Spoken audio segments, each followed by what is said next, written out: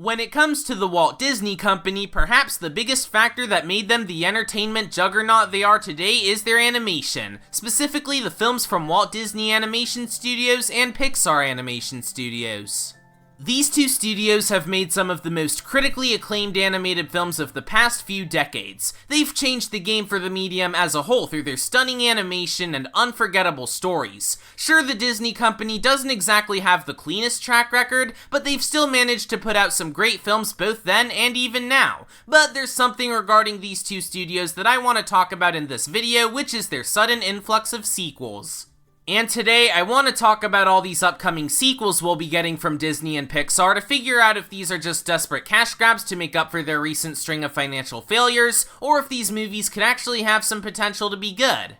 And what better place to start than with Inside Out 2, seeing as how it's coming out pretty soon. The first Inside Out is easily one of Pixar's best films of the previous decade, with its boundlessly creative world building and gorgeous animation, which is made all the better by the fantastic writing with rich character development and powerful emotional scenes.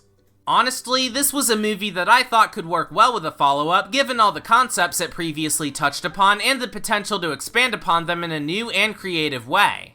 And now, 9 years later, Pixar is finally taking us back inside Riley's head with new emotions and new locations. It's even bringing back John Ratzenberger after he stopped cameoing in the studio's movies for unknown reasons, although a Redditor who met him said it was due to creative differences. Either way, it's nice to hear his voice again. Now, if I can be honest, I'm actually excited for Inside Out 2. Like I said earlier, the first film left a lot of room open for a sequel, and from what I've seen so far, this looks like it could be really good. So I'll hand it to Disney that this is a sequel that I could see working. However, they also announced a few months ago that they've got another animated sequel on the horizon, specifically Moana 2, coming to theaters this Thanksgiving on the same day as Universal's feature adaptation of Wicked. It's like the theater kids' equivalent of Barbenheimer.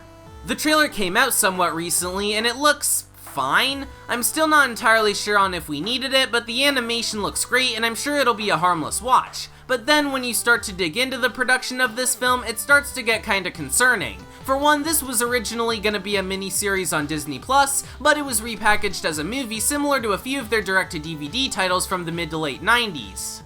That, and not only is Lin-Manuel Miranda not returning to write the new songs, although I will try to reserve judgment on the replacements they got, as this is their first time writing songs for a movie, but it initially wasn't announced that Ollie Carvalho and Dwayne Johnson would return for the roles they originated, with it taking a few days for Disney to eventually confirm that they were returning. Already, things aren't looking great for Moana 2, and given some of the other Disney animation movies that also went through messy productions, it paints a pretty bleak picture of what's to come. So what if I told you Disney's also making a live-action Moana remake at the exact same time they're making a sequel?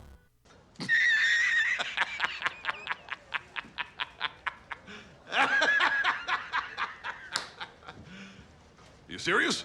Yes, Disney announced last year that Moana was up next for the live-action remake treatment. Now, do you see the problem with this? The original Moana had only existed for 6 years by the time of the announcement. 6 years!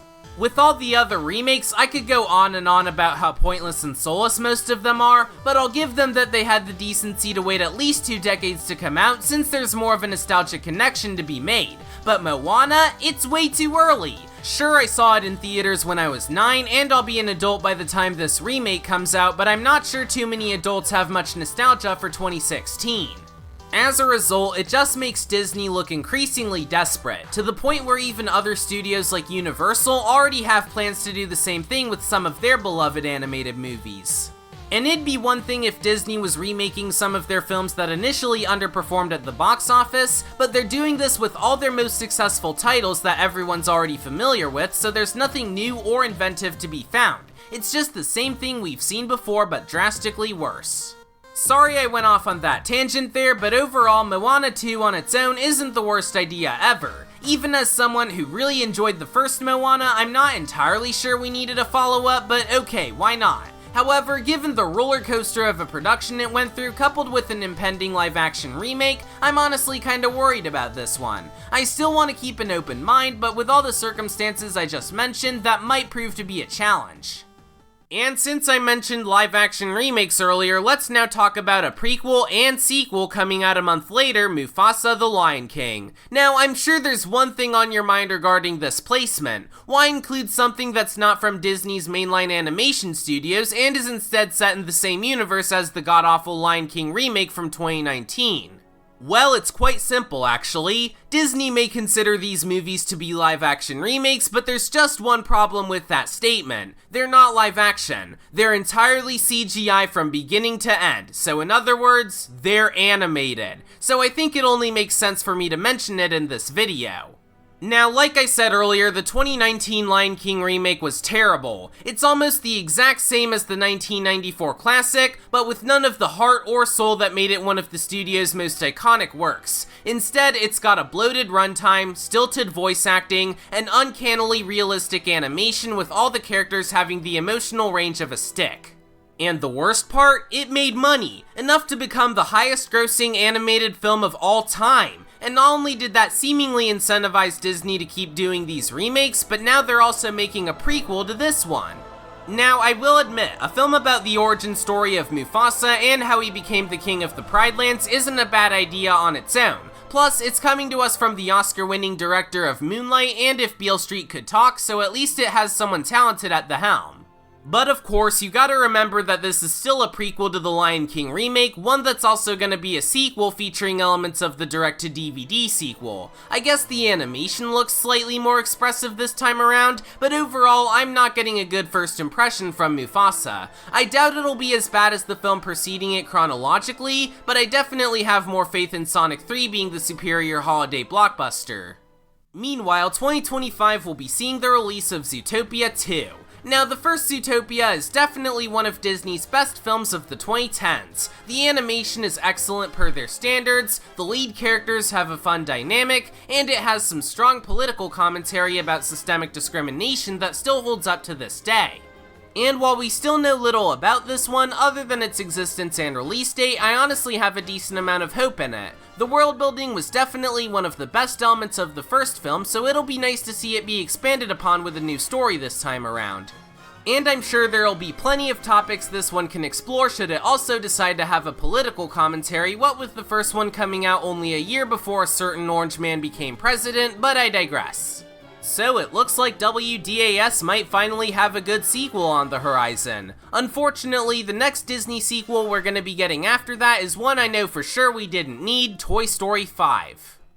I guess I'll preface this by saying that I thought Toy Story 4 honestly wasn't that bad. It was definitely a bit unnecessary, especially going off the third film's perfect ending, but it was fine. The ending was nice, the animation was spectacular, there were a couple funny moments here and there, it was okay. Certainly not worth making an entire video dedicated to bashing every minute detail about it for 6 f***ing hours, are you shitting me? But, even if I didn't hate Toy Story 4 as much as some other people do, even I'll admit that its existence was already kinda pushing it. I was like, okay Pixar, you had a successful franchise with 3 certified bangers and 1 disappointing but still decent entry, now give it a rest. You can make a shitty spin-off film where Buzz Lightyear is voiced by Lucas Lee from Scott Pilgrim, but please no more mainline Toy Story movies. You had your fun, now let's focus on some more original stuff. And then, big surprise, they announce another Toy Story movie.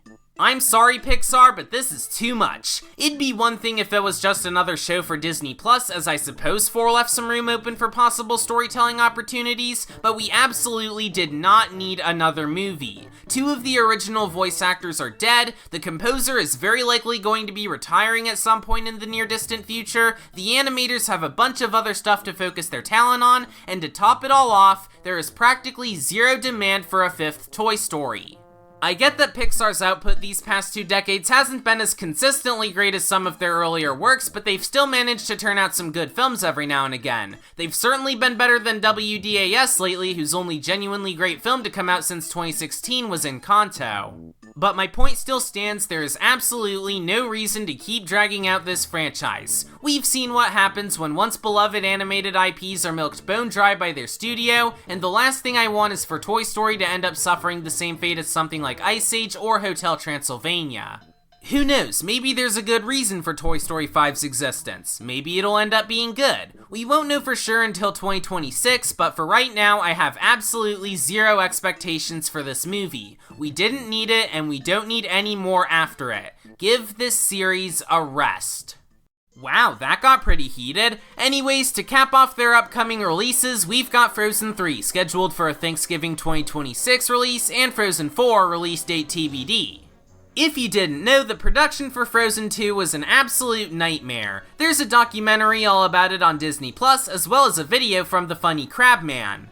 And it definitely explains why the end product felt like such a disorganized mess that I could tell wanted to do something more ambitious, but fell victim to constant rewrites and no clear vision of the story the filmmakers wanted to tell. Despite that, it certainly made money. Enough that until the release of Barbie last year, it was the highest grossing film of all time to have a female director. And what happens when a movie makes money? Sequels are bound to happen. Once again, we don't have much information about this one other than it being revealed that this would be a two-parter. Clearly Disney has a lot of faith in this one, so as long as the production goes smoother this time around, hopefully we can go into the unknown with a stronger follow-up to one of the most culturally significant films of the 2010s.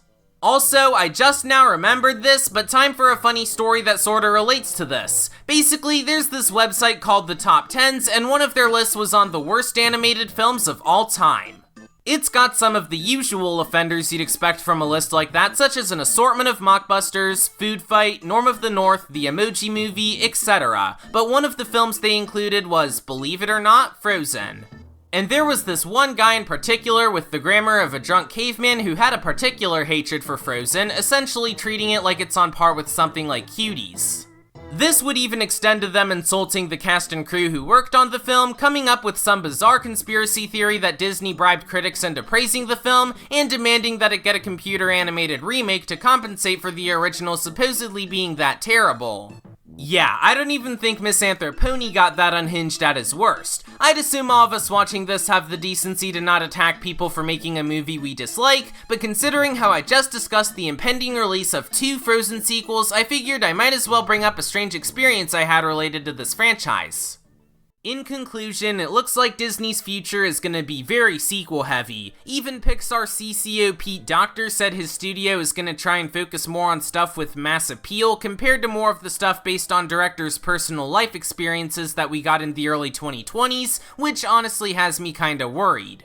And while some of these films could end up being good, there's still a few that I'm fairly confident we didn't need, not to mention how this is drastically taking away from all the original content these studios could be making. Like, the only original animated film Disney has on the horizon is Elio in 2025, which itself went through a difficult production, resulting in it being delayed by a whole year.